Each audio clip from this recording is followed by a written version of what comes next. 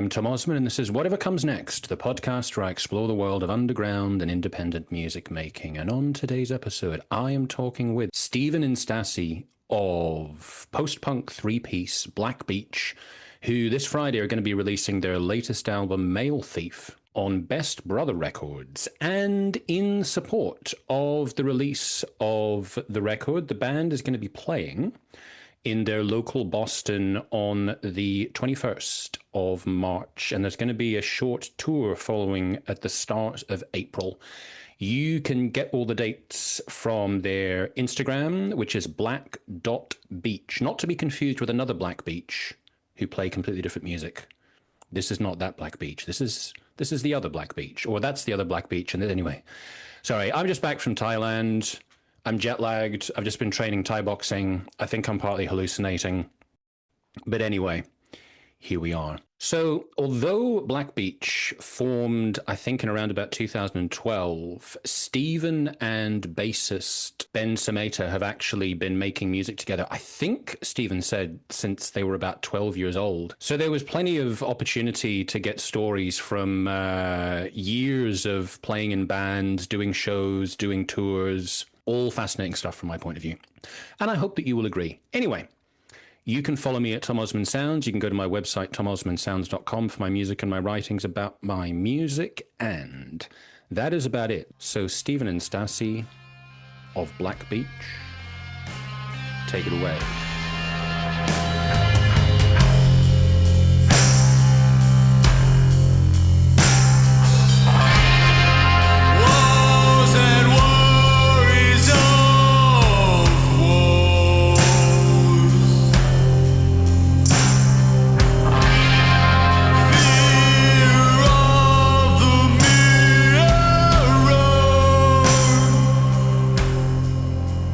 My geography is generally terrible, but when it comes to the US, it's even worse. So you're somewhere in Boston, is that right?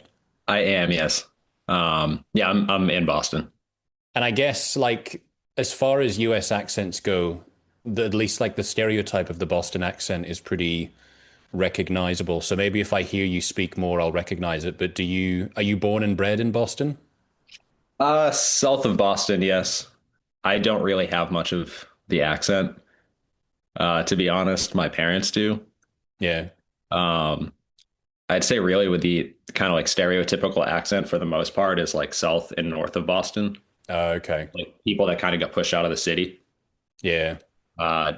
decades ago or whatever. So if you go like South Shore or North Shore, it's super thick. It's what you would think of kind of the stereotypical Boston thing, but Yeah. in the city, you don't really hear it much. And how big is Boston? What's the population? Oh God, I have no idea. I mean, is it like more than 1 million people? Yeah, I'd assume actually 675,000. Okay, because So to get not quite a million. yeah, for me to have a frame of reference, that's kind of similar to Glasgow and Edinburgh, which are the biggest Okay. cities in Scotland. I'm originally from Australia, but I was only in Melbourne in Australia when I was a kid. So most of my life, like I lived in Prague for a while, which is about 1 million people, but I've never really, apart from Melbourne when I was a baby, never really lived somewhere. Actually, no, I'm lying because I lived in Berlin for a year, but usually I'm more used to places of this size. So if you Smaller want to, city. yeah, if you want to get out of Boston, how long does it take you to like get out into the countryside? To get like really rural, Yeah. probably about an hour to an hour and a half, depending on traffic. And is We that, also have some of the worst traffic in America, in the okay. US. I think we're like top three. And I find for me personally, like I like the feeling that I can get out into the countryside. Is that an impulse that you have, or you're quite happy to be in the city? I'm kind of happy to be in the city most of the time. I grew up like in a pretty rural area. We all did actually. Everyone in Black Beach, we're all from the same town. Yeah. So I've had my fair share of hanging out in the woods and stuff. But I kind of at this point in my life, I'm really kind of stuck in the city, you know. Yeah, fair enough. And I was on that topic of the other members of Black Beach. So am I right in thinking that it's always been the same lineup since you started? It has, yep. So it's myself, the singer and guitarist, Ben, who is our bassist, and Ryan, the drummer. We had different names before. Okay. Myself and Ben have been playing together for like since I was 12. 33 now. So we've Yeah, been because kind of consistently making music together for a long time. yeah, like I was thinking, looking at like on the Bandcamp page, I think the first release that you've got is Black Beach, at least online, is from 2014. So when did Black Beach officially start? I think as Black Beach, maybe 2012. It's kind of, I mean, it's been so long and memory's a bit foggy of when we officially switched because we we were kind of born out of a different band that like we had in high school with a different drummer and kind of like revolving door of singers. And then we kind of did a weird thing and I guess kicked our drummer out and then broke up and then reformed basically with Ryan on drums and then Ben went to bass and we used to both play guitar. And we had a singer and we were kind of like a more of a hardcore band at that point, kind of similar to bands like Sabretooth Zombie, if you know them. I'm Very not familiar with Sabretooth Zombie, but that's a very memorable name, so I'll go and it's check a it real out. goofy name, but yeah, we were like, you know, we're gonna play hardcore, but we love Black Sabbath. So it's Yeah. very kind of like riff driven. And we had a singer, and then he left, and then me and Ben took over vocals, and then we just kind of at some point became Black Beach and started kind of getting outside of just making hardcore music. But probably 2012, I'd say. So I would say, like, in terms of your forthcoming album, um, which I've now forgotten the name of, Male Thief, that was it. I knew there was male in the title. So I've listened back to bits and pieces of your earlier music, and I can hear certain continuities. But I would say, in terms of this forthcoming album, I hear more of the kind of like the sleazy birthday party Stooges sort of influence in there, which maybe, as I say, I haven't listened to everything you did before, but I feel like there was more of the sort of the garage rock, and I can understand the Fall influence. But is this is this mark sort of like a bit of a change in your style or a progression in terms of the elements that you've got in it, this kind of sleazy aspect of the music? For sure, yeah. I mean, I'm assuming you listened probably bits and pieces of like Shallow Creatures and Tapeworm, Yes, the like exactly. last two LPs. Yeah, I Um, even went back. I've listened to bits of like play. I wasn't quite sure with the Play Loud Die albums. Are they actually live recordings? I wasn't uh, sure. they're not live recordings. No, it was kind of that came from like honestly a T-shirt that we did that was kind of a play on the G.G. Allen tattoo. Okay. We did that was like our first T-shirt. I think that was 2012. So instead of Live Fast, we put Play Loud. It's kind of something goofy. Me and Ryan used to work together at a restaurant. We were just talking about like, oh, what do we name this? And he was like, oh, let's just do like the T-shirt. But yeah, that earlier stuff like Shallow Creatures. There was like a huge garage and psych scene in Boston at the time that we came up in. So it's definitely a lot of like just influences from our environment at the time, and like Mudhoney was a big one for that album. That makes Like sense. I Yeah. used a Big Muff and a Super Fuzz on all the guitar tracks, kind of in homage to them. Yeah. Fun House by the Stooges is probably collectively our favorite record. So that's really been with us throughout. But yeah, some of these influences now, like you said, Birthday Party is a big one for me. I'm a big Roland S. Howard fan. Those were bands I always liked and kind of music I always wanted to make. But at the time, I don't know, maybe some kind of mental block. I was like, I can't make music like that now. And we really just kind of stuck within that, garage psych thing you were talking about. And then Tapeworm, the second LP, was definitely more of like, Jesus Lizard, touch and go kind of noise rock thing.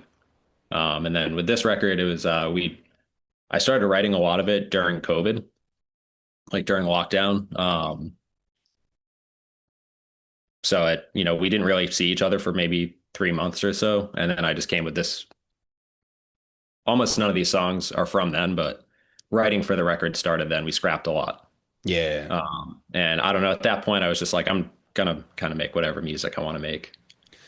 Do you think that that COVID experience had a significant impact in terms of the tone of the music or the lyrics or anything like that? I think definitely post COVID. I'm sure you see a lot about the U.S. on the news these days. It's a kind of a strange existence at this point. Um, Yeah, I was just interviewing a musician in Minneapolis a week or so ago. So like I wanted to, I was planning to bring up some kind of like frivolous thing about Minneapolis, and I was like, maybe we need to have a more serious discussion. So yeah, from the outside, it looks pretty wild. I can't imagine what it's like to be there. yeah, I mean, it's weird. It feels pretty bleak, but my like day to day hasn't really changed that much. The whole ICE thing is kind of a huge concern. I run a restaurant. I work with a lot of immigrants, so I'm kind of honestly pretty afraid every day of when they're going to come knocking on the door. So I mean, I think that environment has definitely kind of seeped into the music a bit. It's a pretty paranoid record. Yep. Um, but the like COVID experience, again, I've been working in restaurants, so I was never out of work or anything. I never had to like isolate too much, but we did, we stopped playing shows for probably 2 years. We didn't tour. Kind of didn't really get to practice a lot. So I think it left me a lot of space to just kind of sit home and write music that, like you said, kind of was a bit of a departure from what we used to do. Yeah. And just still on the topic of COVID, in terms of the like venues, for example, did you find once things opened up again that you noticed like, places having closed down or maybe even like sort of enthusiasm of people to go to shows? Has that sort of noticeably changed? For sure. Yeah. Boston's been kind of wiped out since then. Not really, to be honest, due to COVID, just a lot of development companies are moving into the city. I have like a huge condo at the end of my street over here that just went in. It's like, I think it's around like $2,700 for a studio, which is, it's stupid. There's a lot of that in Boston right now because we are like we're a student city. A lot of these developers are trying to buy up land and put up buildings that students can come live in for a year and then move out. And they're not priced for people that live here full time. Yeah. So a lot of the like great venues we had, there was a place called Great Scott, which was kind of like it was a good like 300 capacity room. Great for like bigger local bands, mid-level touring bands coming through. That got shut down. That's a Taco Bell now. Classic. Yeah, exactly. I'm trying to think other venues, but yeah, we don't really have much. We have like a 70 cap room, and then the Sinclair, which is like I think 650 cap room. So there's no real in between. So it's a lot Yeah. less bands are coming through Boston touring, and it is it's kind of harder to book like a bigger local show. There is one new venue, which we actually just announced our record release show in Boston yesterday, called Deep Cuts, which is in Medford, which is like a little outside of the city. Not sure the capacity there, but he's been the guy that owns it, has been booking shows forever in the city, and he always wanted a venue, and he was finally able to open one and has a good food menu. It's like a sandwich place during the day, and then it closes down. It becomes a venue. And I think that's kind of really been a saving grace in the city Yeah. because we don't really have that kind of room anywhere. So the album's coming out on the 20th of March, is that right? Yes. So is that release show going to be on the 20th or just before, just after? It's gonna be on the 21st at Deep Cuts with some old friends, nice guys who I used to live with them. We've been playing shows together pretty much since the start of Black Beach. Some band Pink Lids, which we're friends with. They're from our area of Massachusetts where we grew up, and then a band Dinos, which is like a newer Boston band. And so in general, like obviously there was the period with COVID where it wasn't possible to play, but in general, how bigger part of Black Beach's existence is playing shows and touring? Pretty big. We've always kind of had the problem of we say yes to every show, and then we're playing every other week at the same venue. So we've always been a live band that's kind of doesn't sometimes feel like you're doing anything if you're not playing shows. And like I said, me and Ben have been been bandmates since I was 12. So we came from small halls like Knights of Columbus, VFW halls, something we have here. From when we were like teenagers, my dad would drop us off up till now. So we've kind of always just focused a lot on playing live and touring when we can. And do you remember the first time that you played out of town? Yeah, I forget the year. We played in Atlantic City like midweek in like April, maybe 2000. Actually, you know what? That was before we were Black Beach. We were once called the Patriot Act Okay. when we were more of a hardcore band. That was like right, I think, when me and Ben started singing. And I don't know, I just found a booker somewhere through the internet that was booking in Atlantic City, and it was some big festival. So we just drove down. We brought our friend along, and I know that was the first time we played out of state. And then I think the first time we played another city as Black Beach was in Philadelphia. So how long does it take to drive to Atlantic City from where you are? 6 or 7 hours. It's quite a lot. Yeah. We got a hotel. It was fun. Yeah.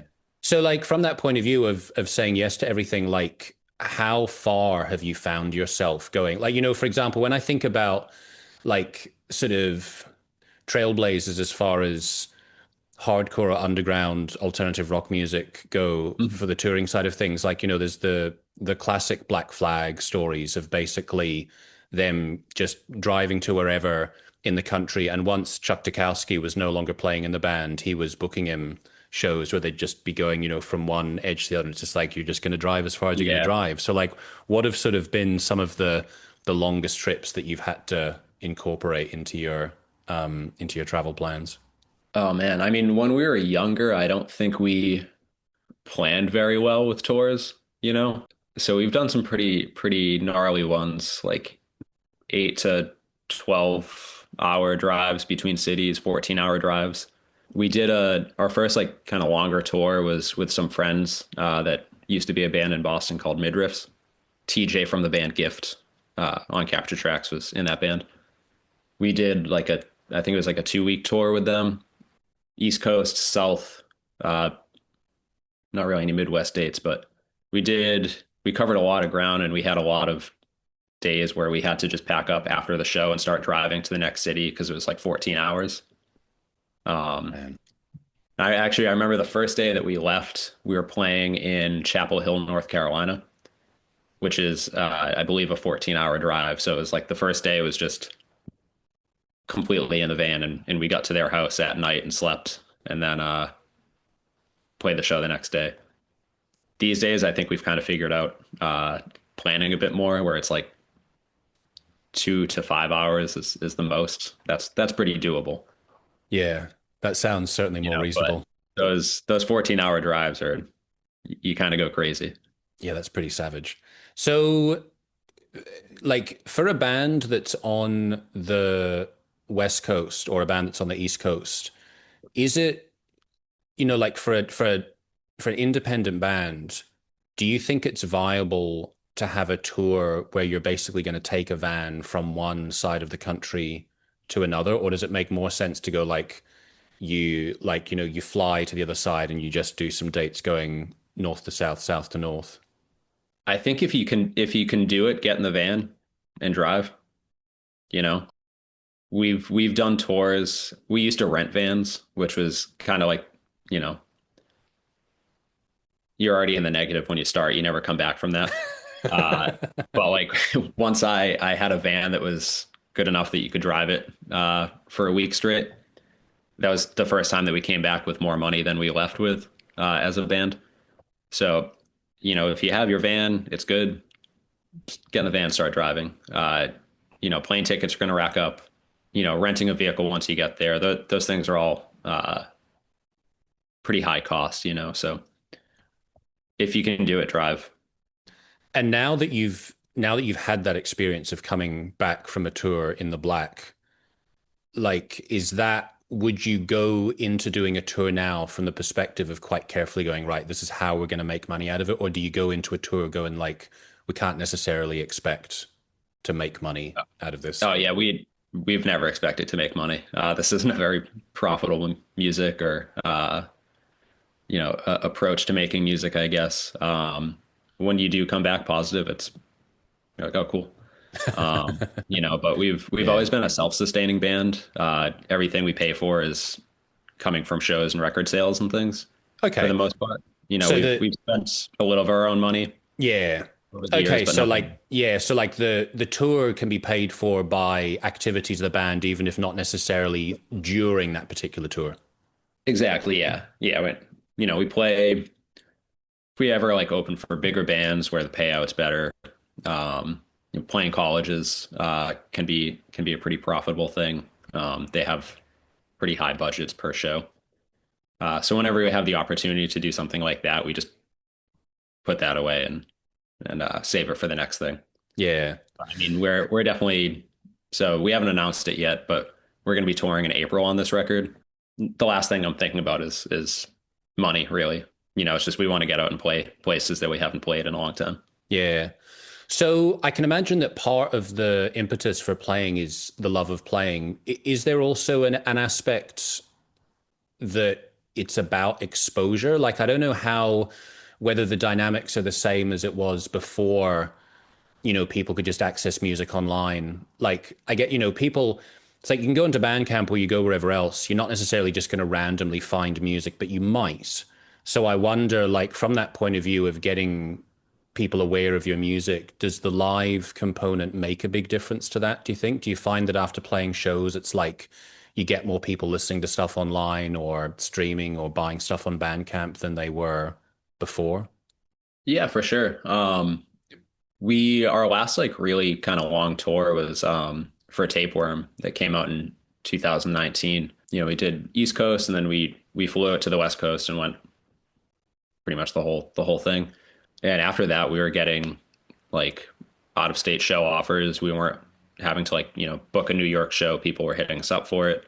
We still have people from Washington that will, buy things on Bandcamp and stuff like that. So it's definitely I mean it's tried and true, right? Touring and kind of get a new audience. We had never been to the West Coast and all those shows were for the most part really good. The internet's a pretty convoluted place. A Yeah. lot of, how many albums are going to come out on March 20th on Bandcamp or whatever. So you get lost in that pretty quickly. So it's really you got to kind of get out and be face to face with people for the most part, Yeah. or just be creative, I guess, which I don't think we are Yeah, with like make yourself online stand out. releases. Yeah, yeah, yeah. Not really big on social media or anything like that. No, indeed. Like, I'm sure that there's definitely a skill involved with that whole side of things. Like, I'm sort of grudgingly in it, but I don't consider myself to be savvy in any way when it comes to like how to work the algorithms.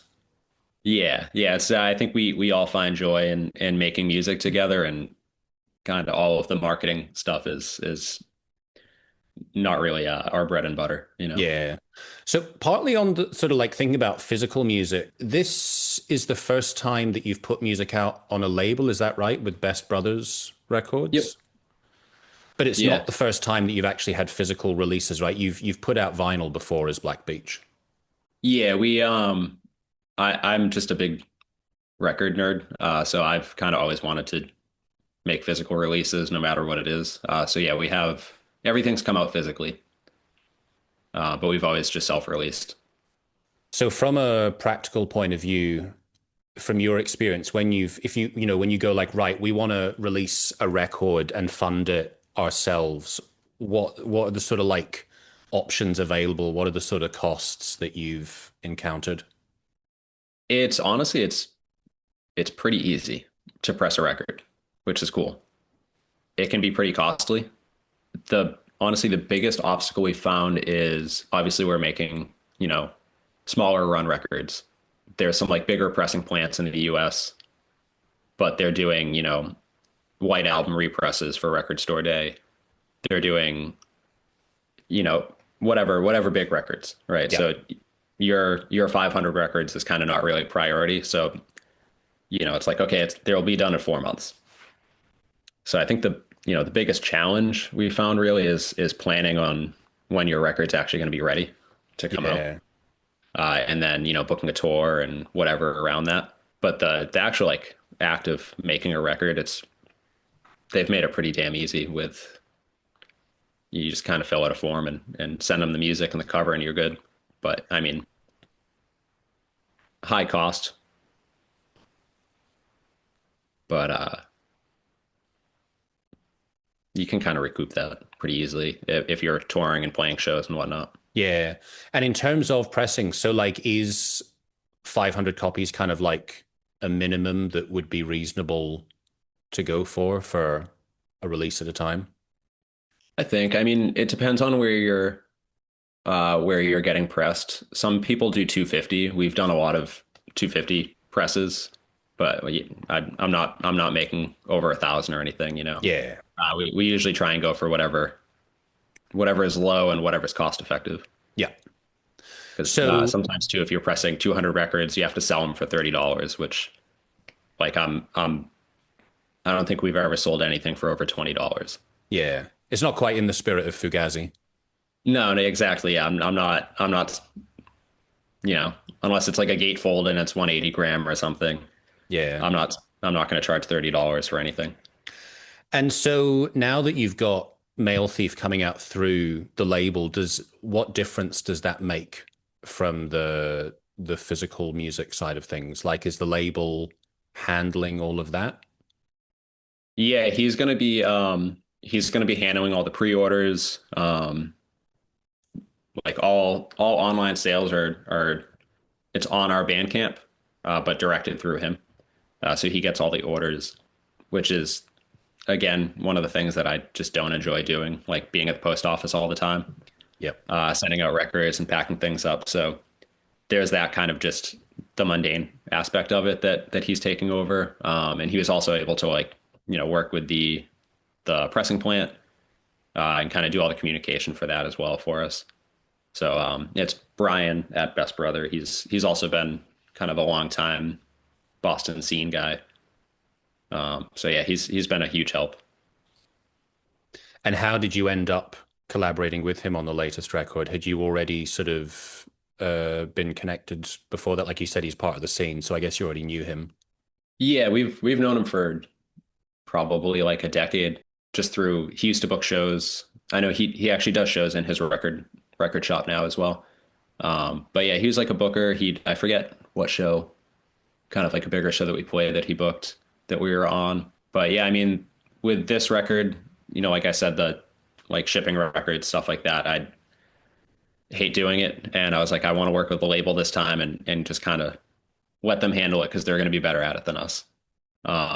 Take that off of our plate. So we were looking around, and he had actually hit us up about playing a show, and we weren't able to do that date, but we were just like, "Do you want to do a record instead?" And we sent it to him, and he was hyped on it. So it was a pretty organic thing. Yeah. And am I right in thinking that so on Bandcamp there's a release for Psychic War and Secret World? Are those the same versions that are on the forthcoming album? No, so our friend Spencer Agrala mixed and mastered the album for us. He did like a remix of those songs, which I'm pretty excited about. Okay, so it's the same recording but a different Same mix. recording, different mix. There's the Psychic War that's on Bandcamp right now has a lot of instrumentation. There's like theremins and stuff on there. Oh, This one's a bit interesting. more stripped down, Yeah. kind of I gave him Public Image Limited Metal Box as a reference. Yeah, that makes sense. Psychic War is one of my favorite songs on the album. I love the way that's like the bass and the drums are kind of offset against each other. Mhm. I thought that was a really cool aspect of it. Like the rhythm of it is a really notable part of the song. Oh, thank you. Thank you. There's actually there's two drum tracks going at the same time. It's kind of hard to notice, but it definitely adds something there. There's more of like a straightforward B-52s dance Yeah. beat, like the disco beat. But yeah, no, I wanted to do a remix of that song. I have a lot of like weird versions that I was doing that just kind of didn't come out that great. And we just gave it to Spencer and said, take some of the instruments out and do what you want with it. And Secret World as well. He really knocked it out of the park. Yeah. No, I really like that one too. I think my favorite track apart from those two is probably New Buildings. That's a really cool one. And I really like the descending guitar line that you've got going through that one. I really like that one a lot. Oh, thank you, thank you. Another That's kind of another sleazy one. yeah, that that actually was one of the first songs I wrote for the record during COVID. It kind of came out of a live jam that we were doing from a song on Tapeworm that I was like, I really like this, and I wish we could just do a song with it. So I made it a song, and it was a lot faster. It's kind of a more like it was another kind of like Jesus Lizard type of track, and then I was like, it's the same song that we wrote before. We've done this, so we slowed it down, kind of tried to do a bit more of like a dub thing with it, Yeah. and became what it is now, which I think we made the right choice. Yeah, it's really cool. But that's I like this that you're experimenting with different configurations and like, different instrumentation. I noticed with I don't know how I'm supposed to pronounce it, Giallo. Yeah, Giallo. Giallo. With that release, it seems like you're incorporating various different loops and samples and synths and things like that. So has that sort of been a feature of your playing and your recording for a while that you're experimenting with that side of things? Um, yes and no. A lot of that, honestly, I think we owe to Ryan, our drummer. He does a lot of production, a lot of like beats and more like electronic stuff. He has a pretty cool little synth collection over at his house. But the idea really for that was I just wanted to do an EP that didn't have guitar on it. Honestly, not that we get like a lot of huge press or whatever, but when we released Tapeworm, I will say a lot of the press for it said, lo-fi garage stompers and all this stuff. And I was like, You're like, fuck you, I'm going to show you that is not exactly what we're going to be. like whatever, fuzzy vocals or whatever. And it's like I recorded on like a $15,000 ribbon mic, and like we really like that was a studio record, incredible gear, great engineer, and I don't know, that kind of annoyed me. So I was like, I'm just gonna do one without guitar, and let's see how it sounds. And actually, I bought a trumpet from a kid that lived across the street from me at the time. I couldn't play it, but I was like, I'm gonna play trumpet. I was listening to a lot of Miles Davis.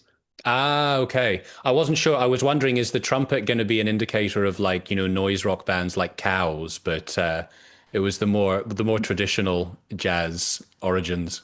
Yeah, I guess not quite. I like that era of Miles where like like on the corner.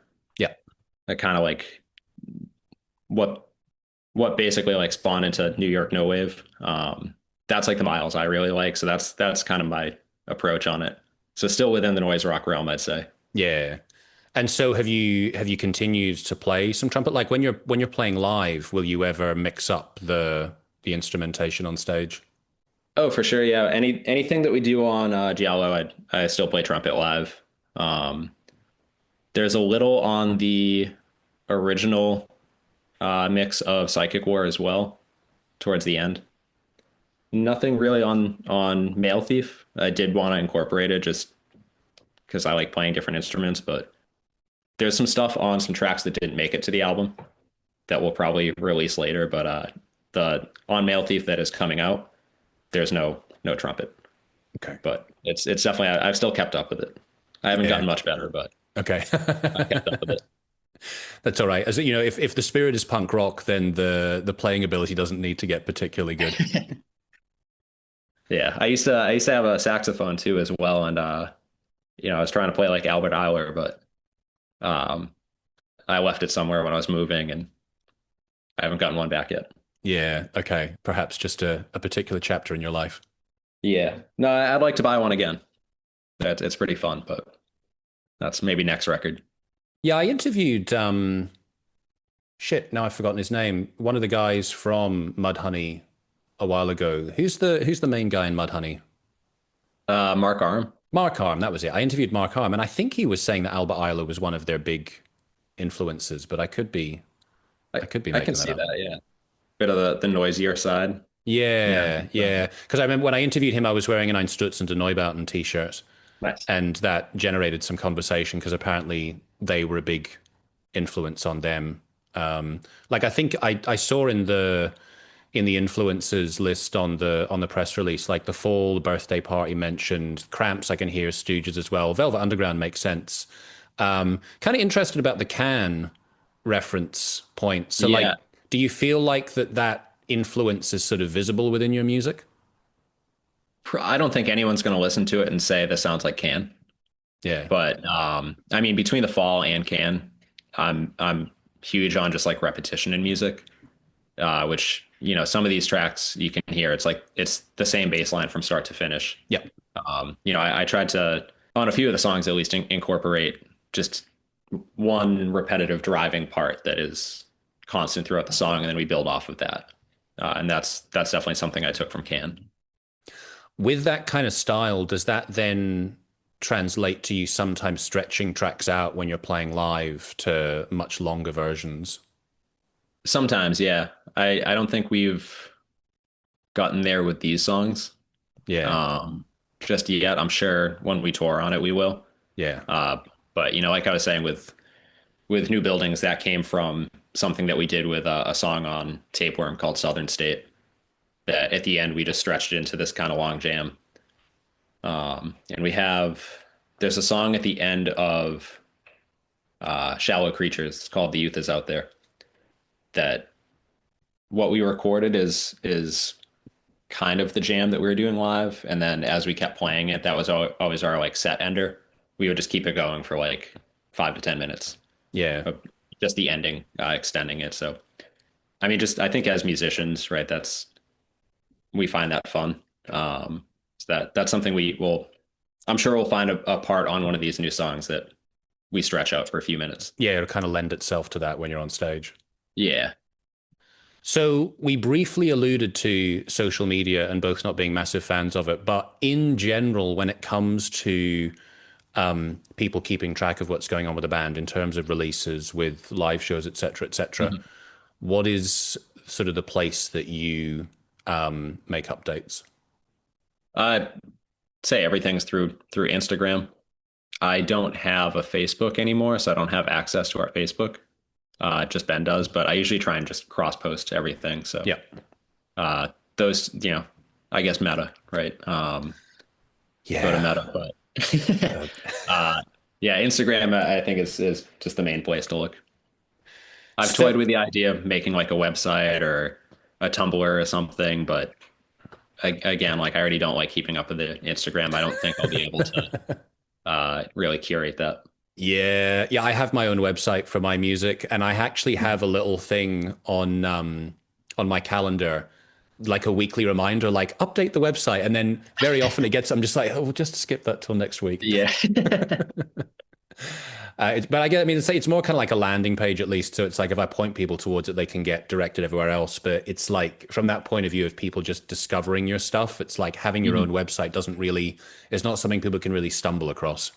Yeah, that's the other big thing. That if you're not finding a way to push it elsewhere, it's just kind of sitting untouched. Yeah. Instagram, people can kind of just randomly discover you. Yeah. So my initial plan was, in terms of various other interviews I got with episodes, I was going to put this out just after the album came out on the 24th. But I guess seeing as you've got the show on the 21st, it probably makes more sense to put it out just before the show. Not that I'm necessarily saying that there's going to be a huge amount of people in the Boston area listening to this episode who are going to go, "Oh, I'm going to come to the gig," but There could be. there could be. There could be. I have seen your interviews elsewhere, so Oh, nice. Well, that's good to know that it's getting I out there forget somehow. who with, to be honest.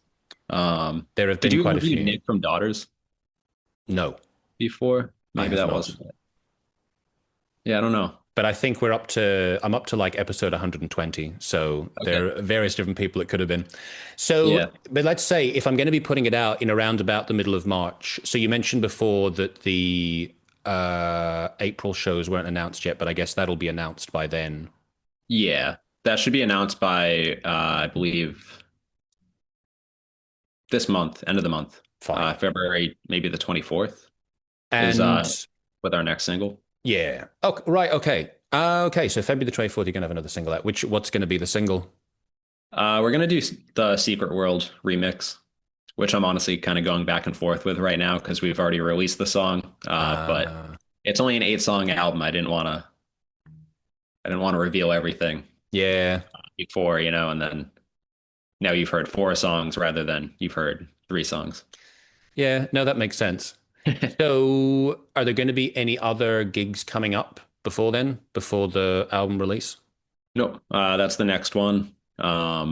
We have that release show on the 21st, and then the tour, which starts April 1st.